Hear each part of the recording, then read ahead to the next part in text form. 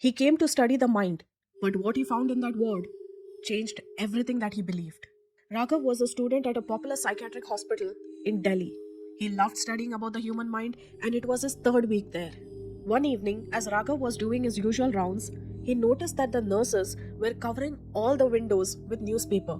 They were trying to block out any light coming from the outside. And he was surprised, but that was not it. The windows were being locked, the doors were being locked.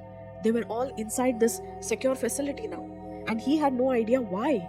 At first, he thought maybe this was a routine, maybe they were doing a drill. But in the entire time that he was in the hospital, no one had ever done a drill like this. So why now?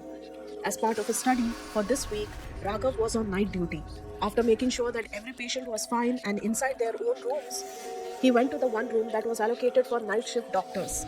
He really wanted to take a quick nap, so he asked the other doctor if they could stay awake for some more time while he took this quick nap. And the doctor said, okay. As he got onto the bed and closed his eyes, trying to sleep, he heard the unmistakable sound of gurney, a gurney being moved. Usually, if a gurney is being moved, it would be moved at a fast pace, unless someone very heavy is on it. But this gurney wasn't being moved directly in one direction. It was as if someone was standing outside his room and moving the gurney forward and back, front and back, as if deliberately trying to tell him that they are outside. After a few minutes of this happening, the gurney moved and then stopped at the next door. He knew that the next room belonged to a young girl in her teens. A part of him wanted to go out and see what's happening because, as far as he knew, everything was fine. But at the same time, sleep was trying to creep in and get him back to bed. And so he thought, this could wait a few seconds. Let me just try to get out of bed. And before he knew it, he fell asleep. He thought he could sleep for half an hour, but he woke up 2 hours later.